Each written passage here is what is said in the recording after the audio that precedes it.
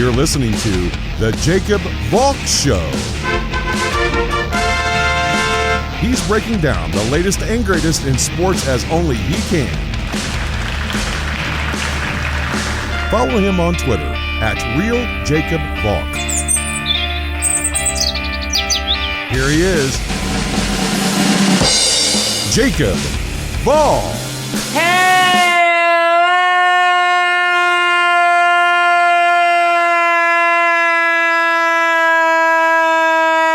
sports fans. Welcome to another edition of the Jacob Valk Show. I am the Jacob Valk, except no imitation. I've got to start with Giants-Buccaneers, a game that I really thought would be competitive. I picked the Giants to cover the spread.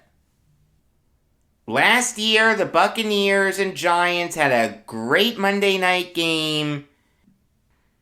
The Buccaneers won 25-23. The game came down to a failed 2-point conversion with 28 seconds left. Really, really good game. What you saw yesterday was basically the opposite of that. The Giants looked dead to the world. Their defense looked inept. Their offense, while creative, getting Andrew Thomas a 2-yard touchdown catch, for the most part looked absolutely inept.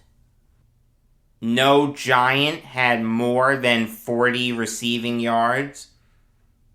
No Giant had more than 25 rushing yards.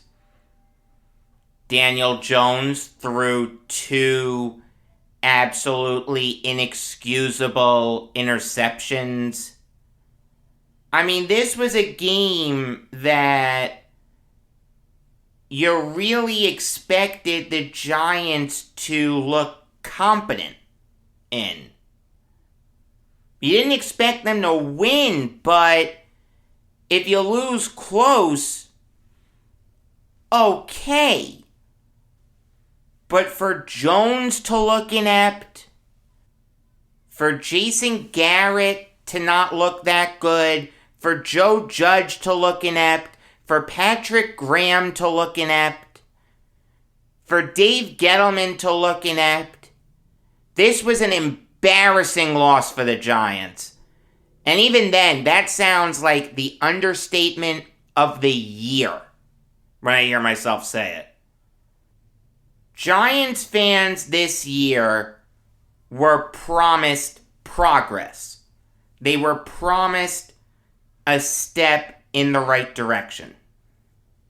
They went out and signed Kenny Golladay. They signed Adoree Jackson. They drafted Kadarius Toney. Daniel Jones is a year older. You're going to get Barkley back. I mean, this is what the Giants told their fans. We're going to be good this year. They are no better than they were last year. In fact, they're worse. Last year, through 10 games, the Giants were also 3-7, but that 10th game, they had won their second of 4 straight games. Where are the Giants now? Oh, that's right. They're 2-3 in their last 5. They're coming off their bye week. They have an extra day, and that's the performance they put out. This was either the worst or second worst game that Daniel Jones has had all year. Against the Rams, he was really bad. Threw 3 interceptions, put the ball on the ground twice. The Giants only scored 11 points. It's close. Which game he was worse in. It's really, really close. It's time to face the music. Alright, any Giants fan who was holding out any hope that this team could put it all together needs to wake up and smell the coffee. Every single member of the Giants hierarchy will be gone come Black Monday. Daniel Jones will not be the starting quarterback of the Giants next year. What's the one thing you say when a rookie quarterback throws a ball that he shouldn't throw? That may have worked in college. It doesn't work here. He now got a big taste of that, and he'll never do it again. This is Daniel Jones' 3rd year. He cannot be making these same mistakes. What it proves is that Jones is a bust, and he will never turn into a good NFL quarterback. We're through 10 games, and Daniel Jones has only thrown 9 touchdowns. He has thrown 7 interceptions. He hasn't had a rushing touchdown since week 2. Finally, people seem to be realizing what I've been saying for a long time. This current setup that the Giants have isn't gonna work. People were talking up Jones like he could be good. I got into it with Eric earlier in the year over Jones on Twitter. I don't know what he thinks now, but there's no way that he can be as confident in Jones as he was earlier in the year. Joe Judge is proven to be an unmitigated failure as a head coach, which I said he'd be. I could see this coming from a mile away. When the Belichick disciples join a new organization and try to be Belichick, it doesn't work. This guy is 9-17 as a head coach. The Giants were supposed to be better than this. Daniel Jones is 11-25 as a starting quarterback. It doesn't get much worse than that. Basically, every move that Dave Gettleman has made as Giants GM has not worked. It bothers me that I was able to see this coming from a mile away. No one listened to me.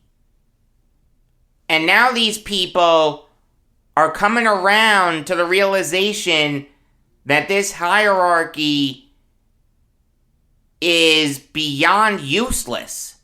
Like it's some kind of new revelation. Newsflash, idiots! I was saying this years ago. I have said numerous times that Dave Gettleman is a failure, that Joe Judge doesn't know what on earth he's doing, that Daniel Jones doesn't have what it takes to be an NFL quarterback. If you want to change your tune, that's fine. Better late than never, I guess, but, you gotta say that you were wrong. And also, I feel like you've got to explain why you thought this would work. Why you thought a GM that did nothing in Carolina, had nothing to do with the Super Bowl run. The guy cuts Josh Norman, comes into the Giants, does nothing to improve their O-line, hires a head coach that no one's ever heard of, drafts a quarterback that everyone in New York wanted out of town before he ever took a snap. Hiring Pat Shurmur as a head coach.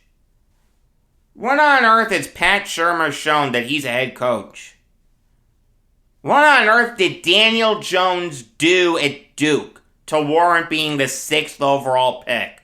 What on earth did Eli Manning do to have you screw him over the way that you did? I've seen some people say this is all Jason Garrett's fault. Giants players don't like him. Judge and Garrett seemingly aren't as simpatico as they once were. If any Giants fan thinks that Jason Garrett is the seminal reason that this team is 3-7, they should be banned from watching football. I'm not saying that Garrett has done a good job with the Giants. He has not. Okay, what was his job? To develop Daniel Jones. What did he not do? Develop Daniel Jones. I'm not going to sit here and tell you that Jason Garrett has done a good job with the Giants. What I will tell you is that he's not the seminal reason that the Giants are where they are. I'll use the same defense for Garrett that I used for Adam Gase. If you put Bill Walsh on the Giants sideline and he's calling plays, or you know what? Let's bring back Vince Lombardi as Giants offensive coordinator. Let him call plays. How much better are the Giants? How much better is Daniel Jones? Seriously. Not much. You're not much better. You still lose yesterday. Jones is still a bust. If I've said it once, I've said it a million times. Talent wins over scheme in the NFL. Daniel Jones does not have the talent to be an NFL quarterback. And anyone who thinks that he does is lying to themselves. It is time to wake up and smell the coffee. This setup that the Giants have isn't going to work. Actually, the Giants just made a move. As I'm recording this, they fired Jason Garrett. So that's the big fix. That should scare you. That should honestly scare you. That the Giants think that's going to be what fixes their season. Jason Garrett leaving. The only coach on the team that has had any success is now gone. Man, I feel sorry for him. I really do. What a disgusting act by the Giants. If you're going to fire Garrett, you have to fire everyone. To try to make him the scapegoat, for Joe Judge to make him the scapegoat, for Dave Gettleman to make him the scapegoat, whoever was in charge of firing Garrett, that is sickening. That is a disgrace. I'm not saying that Jason Garrett has done a good job with the Giants. He hasn't. All right, no one cares that he was a quarterback for them 1,000 years ago. I get that. But to say to your fans that Jason Garrett was the seminal reason that the Giants are 3-7 is an insult to them. He wasn't helping, but he wasn't the seminal reason. You want to make changes? Make real changes. Make substantial changes. Make changes that will point the Giants into the right direction. Fire Gettleman and Judge. You want to fire anyone? Fire those jokers. Not the guy who, as a head coach, went 85-67 and made the playoffs 3 years. There will be people lining up to bring in Garrett. He may even get head coaching interviews. He's going to get another offensive coordinator job. People know that Daniel Jones isn't good. What's Garrett supposed to do? Man, let me tell you. That signifies how far the Giants have fallen. They're going to fire a guy who isn't in the top 3 for reasons that the Giants are where they are. And they're going to say to their fans, this will fix us. Be there on Sunday when we play the Eagles. What a joke. Seriously, the fact that people within the Giants think that that's going to be their panacea, firing Garrett and replacing him with whoever. You'd think Freddie Kitchens, since he's the only guy on the staff with play calling experience. To say that that's gonna fix us is a joke. What a freaking joke. John Mara really needs to realize that he has put his trust in the wrong person. Dave Gettleman has done nothing right as Giants GM. He has proven to be a clueless drafter. His win-now moves in free agency haven't resulted in any wins. This guy is 18-40 as Giants GM. If you doubled the number of wins that he has, he'd still be under 500. 20 years from now, when we're looking back at the history of the Giants, we are going to look at Gettleman the same way that we look at Andy Robustelli. Absolutely dreadful Giants GMs, the architects of the worst eras of Giants football. I'm a Jets fan.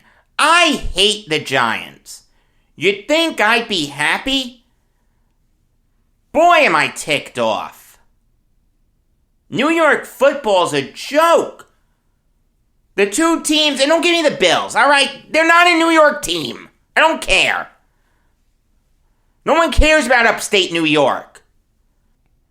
Go into the middle of Times Square and ask the people there who their favorite football teams are. You're getting Jets and Giants more than any other team. The two New York teams have 5 wins. 5 wins through 11 weeks of football for the two tenants of MetLife Stadium. What an embarrassment. And firing Jason Garrett will fix us. We'll be the kings of New York yet again. Ha! Ha! The Giants need to blow everything up. Hire Louis Riddick as GM. Let him hire a head coach. Let him bring in a new quarterback. And let him put this team on the right track. It's not Judge. It's not Gettleman. It's not Jones. It's no one who the Giants currently have. They are an embarrassment. They are just as bad as the Jets. There is another thing that I just thought of. Why didn't you fire Garrett before the bye week? Offensive coordinators don't get fired because of one bad game. Garrett got fired because what happened yesterday was the straw that broke the camel's back. The thing is, if you fire him last week, you give the new play caller, whether it's Freddie Kitchens, Derek Dooley, whoever, more time to install his offense. You give the Giants a fighting chance to learn it for the next game. If Garrett was on the hot seat that much, why did you let him call plays against the Buccaneers? You had a golden opportunity to fire him. No one would have minded it. Doesn't matter that you beat the Raiders. Daniel Jones only threw for 110 yards. No Giant had more than 40 receiving yards. The Giants won because of their defense. Xavier McKinney had 2 interceptions. The Giants won 23-16. You could have fired Garrett the day after that game. Everyone would have been okay with it. To fire him now? That's just stupid. Moving on now to one of the most complicated contracts I've ever come across. The Saints signed Taysom Hill to a 4-year extension. If Taysom Hill stays in his current role with the Saints, a gadget player, he will get at most $40 million, with $22.5 million guaranteed. If Hill becomes the Saints starting quarterback, he can earn up to $95 million. The guaranteed money stays the same. Basically, what you need to know is this. The Saints are in cap hell. They were in cap hell last year. That's why they restructured Hill's contract. They gave him an entirely voidable 4-year, $140 million contract that was really just a $12 million deal for this year, and then they'd go back to the bargaining table. Well, they went back to the bargaining table and made life a little easier for themselves. Not by much, though. According to overthecap.com, and granted, they haven't adjusted their site to reflect this Hill extension as of this very moment, but it's still a good resource to use for this purpose. The Saints will be over the cap next year by $56 million. So I guess every little bit helps, but you gotta wonder if just getting rid of Hill would be the smarter move. I mean, Hill hasn't been used a lot this year. Granted, he's been hurt, but even when he's played, he's had a limited impact. He's only played in at least half of the Saints' offensive snaps this year in 2 games. For a team that's in cap hell, as much as the Saints are, can they really afford to spend an exorbitant amount of money for a guy who's only going to play a handful of snaps, and a guy who isn't starting over Trevor Siemian? I mean, golden opportunity here for Hill to start, and he doesn't. That tells you something. I mean, I like Hill. He's exciting to watch. You remember when the Jets traded for Tim Tebow? Taysom Hill is everything that the Jets wanted Tim Tebow to be. Exciting player, fun player, and I do believe that there's a role for guys like Hill in the NFL.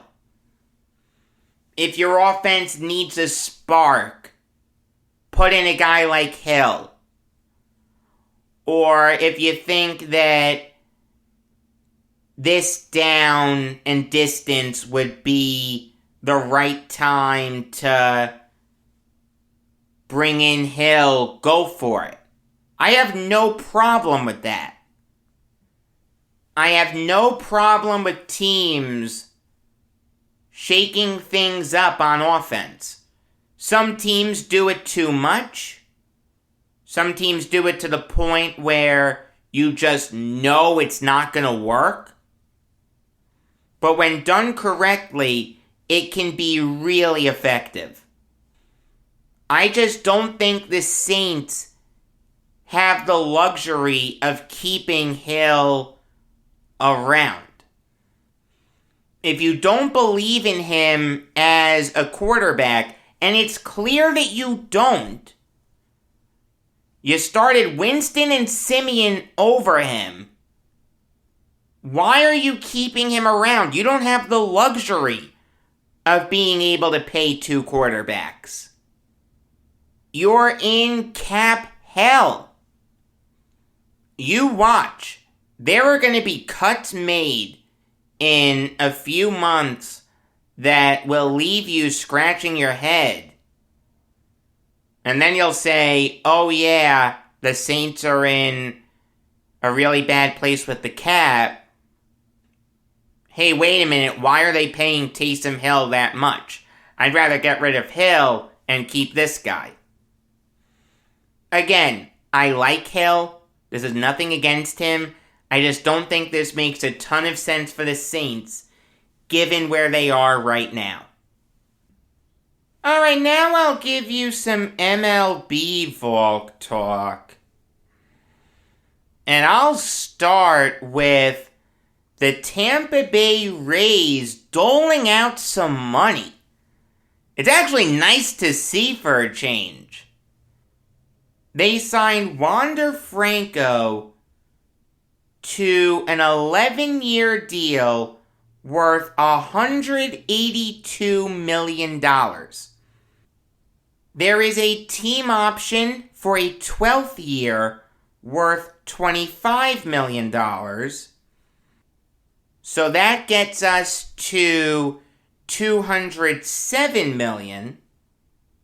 And then there are escalators based on MVP voting that can bring the deal to a total of $223 million.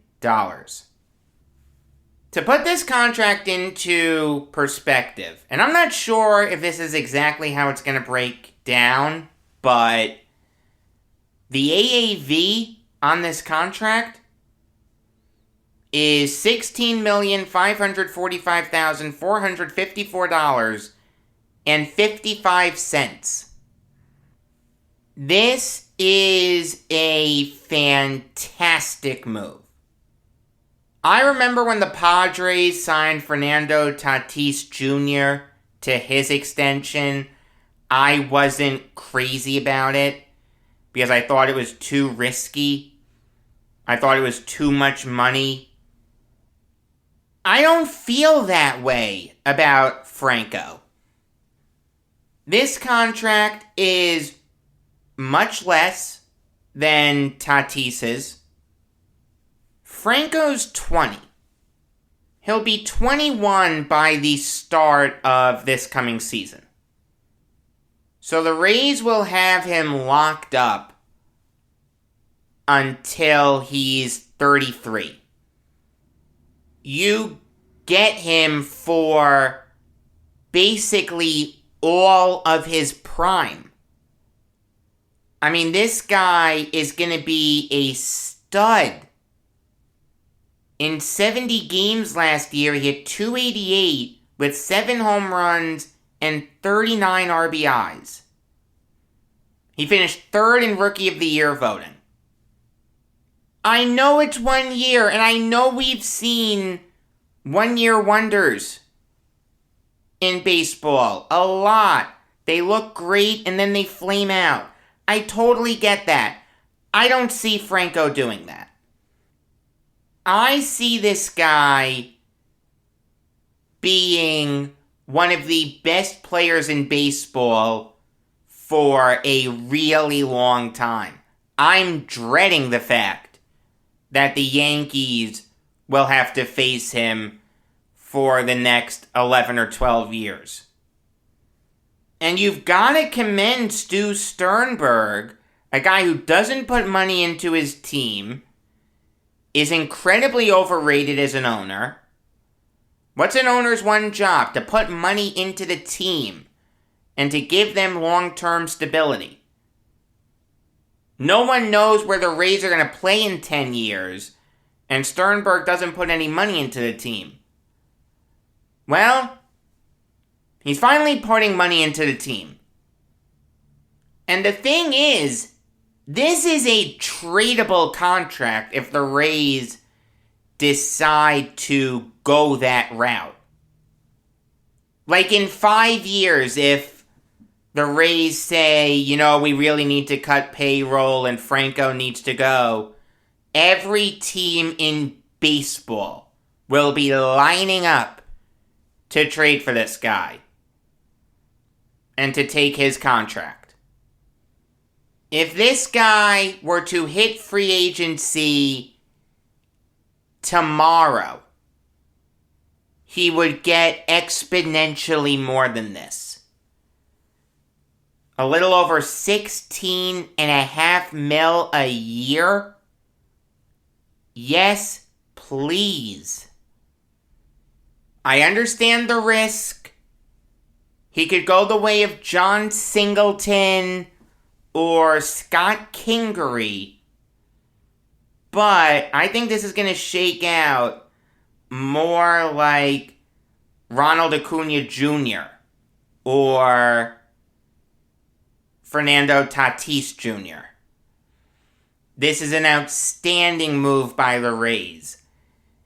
As for Franco, look, this guy is 20 years old. He was born in the Dominican Republic. He's had to work and grind for everything he's gotten. The Rays sign him. He's one of the best prospects in baseball. Everyone knows he's going to be great. The thing is, though, you give a 20-year-old over $180 million in guaranteed money, they're signing that contract. If Franco had gone year to year, could he have made more? Yes. He absolutely could have. But he could also get hurt and never be the player that he was again. Now, what would you rather do? Would you rather bet on yourself or, in essence, bet against yourself? I'd rather bet on myself. I wouldn't want to tie myself down like this. Because this is a contract that in 5 years or so could be looked at as one of the best in baseball. And at the end of the day, as a player, I have the right to make as much money as possible. You want to tell me Franco wanted to show loyalty to the Rays? Sure, I get that. That's admirable. And the Rays are showing loyalty to him, something that they've never done. They're not loyal to their players. They've never been loyal to their players. I mean, I get the logic for this from Franco's end. I really do. It's probably not what I would do, but if I was a Rays fan, if I was my friend Mark, if I was one of the 2 people living in the Tampa Bay area to go to Rays games, I'd be doing backflips right now. This is an outstanding move. Moving on now to the Giants, re-signing Anthony DeSclafani to a 3-year deal worth $36 million. And this is a solid move by the Giants. DeSclafani had a really good year for the Giants. Went 13-7 with a 3.17 ERA. He actually led the majors in complete game shutouts with 2 last year. I mean, the Giants got 107 wins because of their starting pitching. Because of guys like DeSclafani and Kevin Gausman and Logan Webb and Alex Wood and Johnny Cueto, etc., etc. You had to bring DeSclafani back. He's a little inconsistent, though. In the shortened season, he went 1-2 with a 7.22 ERA. The year before that, he went 9-9 with a 3.89 ERA. The year before that, he went 7-8 with a 4.93 ERA. I feel like in a perfect world, you'd like to see DeSclafani string together consecutive good seasons. But I can't fault the Giants for bringing him back. He had a really good year for him.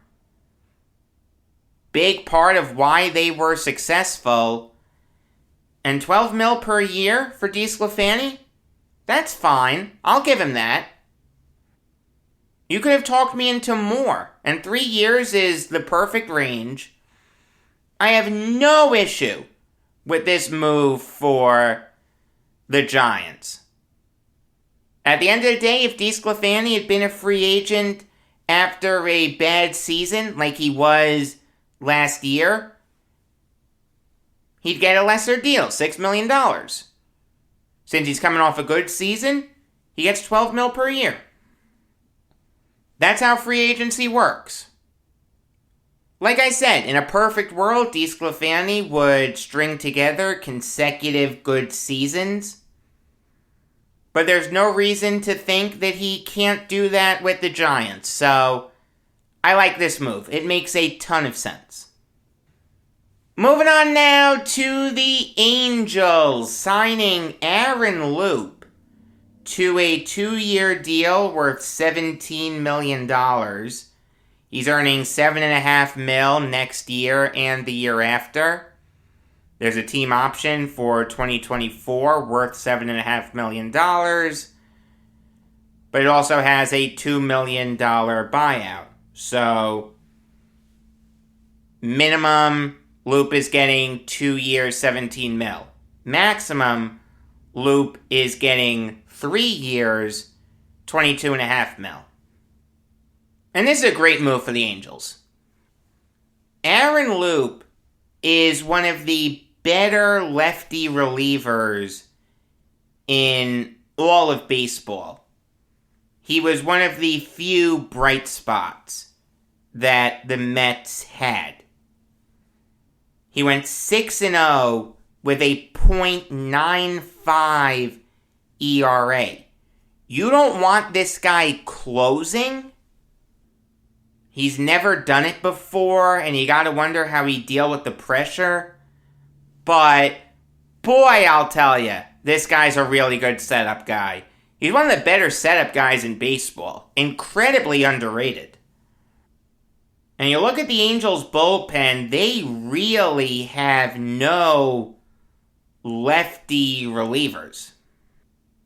Alex Claudio is a free agent, thankfully for their sake. Same thing with Jose Quintana.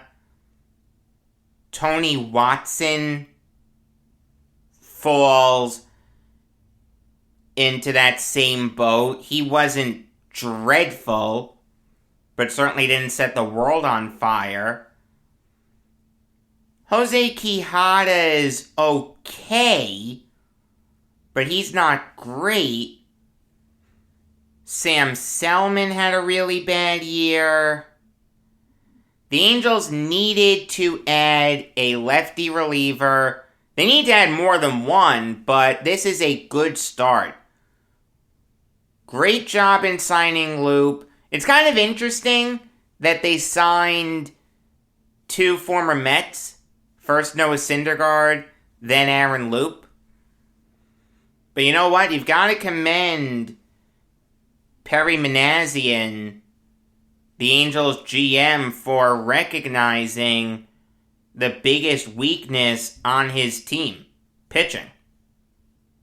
Starting pitching and relief pitching. He's moving quickly to fill those holes, and I commend him for that.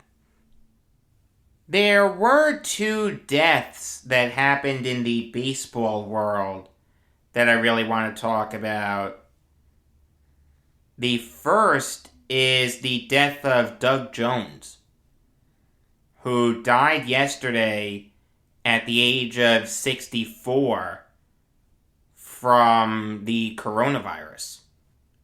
You think about the best closers from the late 80s to the mid-90s. So obviously that's before Mariano. Maybe you think of Jeff Montgomery. Maybe you think of John Franco. Maybe you think of Trevor Hoffman, more for the late 90s. But Doug Jones is in that conversation. Doug Jones was a very good closer. What Jones did really well was keep hitters off balance. He did not throw hard. What he did was throw slow changeups, slow two-seamers. He'd throw in a knuckle curve, and it confused the daylight out of hitters. Now, he came up with the Brewers in 1982, but he wasn't part of Harvey's Wallbangers. He only pitched in 4 games, and that was it for his time with the Brewers in the 1980s. He latched on to the Indians, pitched well in a cup of coffee for him in 86. Then the year after that, the Indians kept him in their bullpen for the whole season. And eventually they realized that they had a really good reliever on their hands. So in Doug Jones's sophomore season, because 87 was technically his rookie season, he became the Indians' closer. And he was really good. He had 37 saves. He made his first All-Star team. He got MVP votes. The year after that, 32 saves. He made his second straight All-Star team. The year after that, He had 43 saves. He got MVP votes again. He made his third straight All-Star team. The year after that, he took a step back. I mean, he was really bad. Because of that, the Indians let him walk in free agency. He signed with the Astros and was great. He had 36 saves. He led the majors in games finished with 70. He made his fourth All-Star team. Again, he got MVP votes. The year after that, he wasn't awful. He had 26 saves, but he did take a step back. Now, something interesting happened in 1993. Mitch Williams imploded against the Toronto Blue Jays. Joe Carter hits the walk-off home run. Williams is run out of Philly on a rail. You know how he left Philly? He was traded to the Astros for Jones and Jeff Juden. You don't need to know anything about Jeff Juden. Only thing notable about him is that he pitched 2 games for the 99 Yankees. With the Phillies, Jones was a calming presence. He was an all-star for the 5th and final time. He had 27 saves. He would have had more. But obviously 94 was a shortened season. Same thing with 95. His last really good year was 97. He had gone back to the Brewers. He had 36 saves. He led the majors in games finished with 73. Jones finished his career with 303 saves. That puts him 29th on the all-time leaderboard. He was one of the best closers of the mid-80s into the mid-90s. The second death is that of Bill Vernon, who died today at the age of 90. There are certain players who just go out there and do their job every single day. They're not very flashy. They don't get a ton of headlines. But to the people who follow the games closely, you know how valuable that guy is to the team. That's Bill Vernon. Not flashy by any stretch. Yes, he won Rookie of the Year. Yes, he won a Gold Glove in 1962. But he never made an All-Star team. There was never a year where someone pointed at Bill Vernon and said, you know what, he's the best player on this team. But there were people who said that he's an integral part of the team. You don't need to be great to have an impact.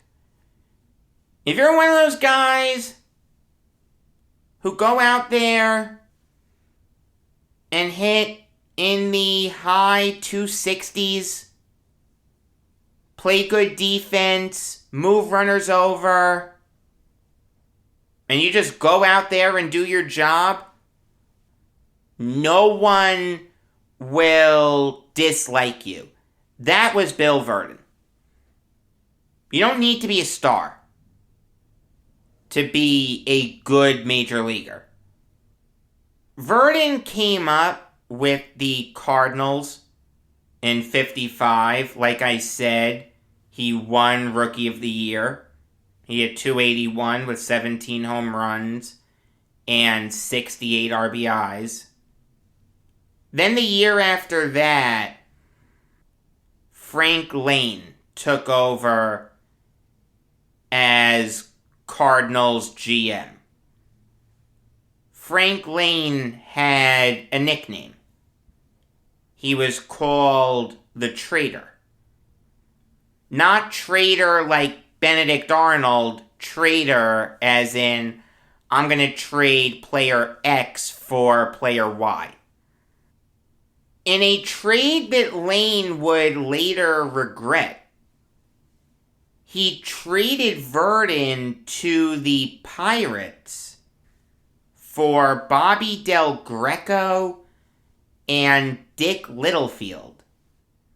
There's a reason that you've never heard of those guys. They did not have good major league careers. Funnily enough, that was the second sort of kind of lopsided trade that Vernon was in. Vernon actually initially signed with the Yankees, but before he ever played a game with the Yankees, he was traded for Enos Slaughter. So some people have said that was a lopsided trade. You're trading a young Bill Vernon for an old Country Slaughter. The thing is, though, while Slaughter was old, he was a good Yankee. He won 2 World Series with the Bombers. He was a good backup corner outfielder. Maybe it's not the greatest trade in the world for the Yankees, but it's certainly not Jay Buhner for Ken Phelps. But when Vernon got to the Pirates, he started thriving. And turned into a guy who would hit for a solid average, would beat out ground balls with his speed, would play really good defense, just an integral part of the Pittsburgh Pirates. In fact, in '56, Vernon finished second in batting average in the National League behind only Hank Aaron. Aaron hit .328, Vernon hit .319. Of course, the highlight of Vernon's playing career was 1960. Now, Vernon didn't have a bad series. He hit .241. But there was one thing that he did in particular that guaranteed him a spot in Pirates immortality with guys like Hal Smith and Bill Mazeroski. In the bottom of the 8th inning of Game 7, the Yankees were up 7-4. Gino Cimoli pinch hit for Roy Face. He hit a clean single. Bill Vernon came up next to face Bobby Shantz.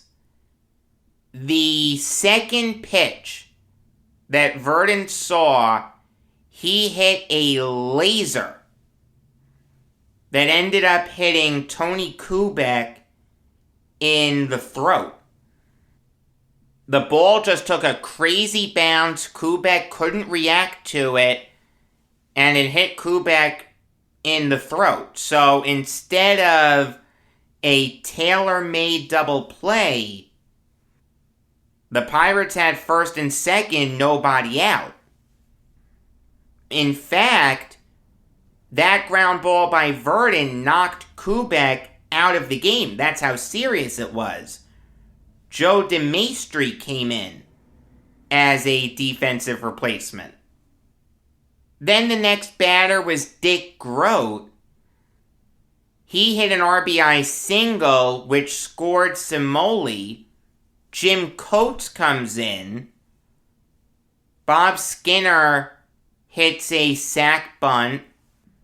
Rocky Nelson flies out to Roger Maris in right field. Then Roberto Clemente hits an RBI single to make it 7-6. Hal Smith hits a 3-run home run to make it 9-7 Pirates. In the top of the ninth, the Yankees manufacture 2 runs. Then Bill Mazeroski hits the big home run off Ralph Terry.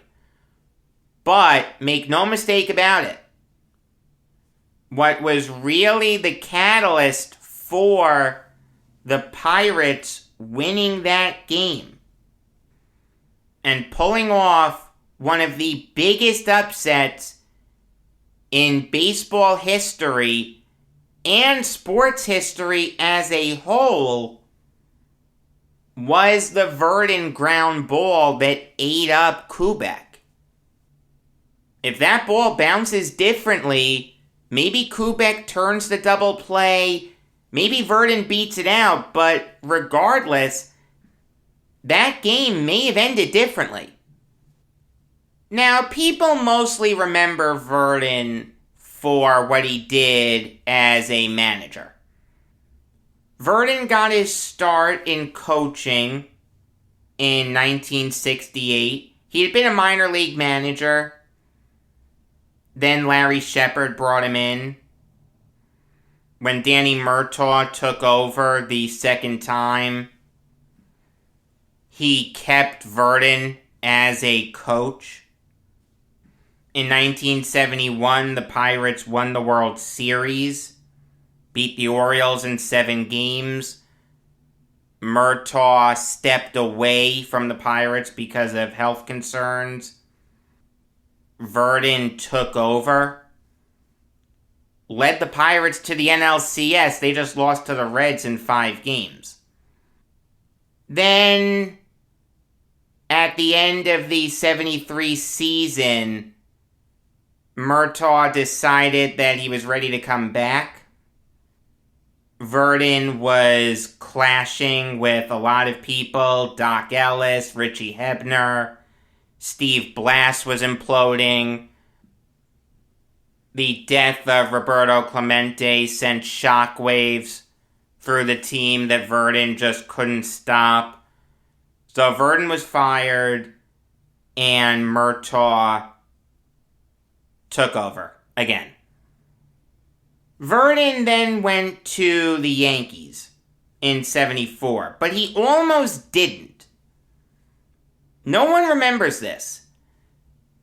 The Yankees almost hired Dick Williams, a guy who had just won back-to-back World Series with the Athletics. But the president of the American League, Joe Cronin, said that the Yankees couldn't outright hire Williams because he was still under contract with the Athletics. The Athletics demanded top prospects. The Yankees said no, so they hired Vernon. Bill Vernon became the only manager in Yankees history. I'm not talking Highlanders history. I'm talking Yankees history. To manage the Yankees while never managing a game at Yankee Stadium. In 74 and 75, the Yankees played at Shea Stadium.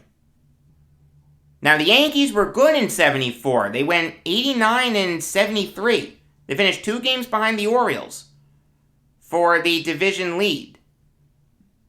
The thing is, though, it really wasn't smooth sailing for Vernon. He clashed with Bobby Mercer. Let me tell you something about Bobby Mercer. Bobby Mercer was a fan favorite. Alright, if there was one guy who you didn't want to tick off, it was Mercer. Because if you ticked off Mercer, you'd tick off every single Yankees fan. What did Vernon do? Tick off Bobby Mercer. He was really the reason that the Yankees traded Mercer to the Giants for Bobby Bonds. The 75 season did not go well for the Yankees. They took a step back. They hovered around 500 all year. When the Rangers fired Billy Martin, the Yankees swooped in and fired Vernon so they could hire Martin. Vernon then went to the Houston Astros and had his biggest success. In 1979, the Astros finished one game behind the Reds for first place in the NL West. The year after that, the Astros won the NL West by beating the Dodgers in a tiebreaker game 7-1. Then the Astros lost the NLCS to the Phillies in 5 games. The year after that, they lost the NLDS to the Dodgers in 5 games. That was the strike-shortened season. The Dodgers won the first half. The Astros won the second half. 82 was a bad year for the Astros. Vernon didn't make it through. He was fired and replaced with Bob Lillis. Vernon then went to the Expos. It wasn't a good match. He left managing with a career .995 and .921 record. Every team that he managed, with the exception of the Expos, he finished over 500 with. But even then, the Expos only finished one game under 500 with Vernon at the helm. He was a good manager. Not a great manager, but a good manager. May Doug Jones and Bill Vernon both rest in peace. Until tomorrow, I'm Jacob Valk, and always remember, if you disagree with me, you're wrong.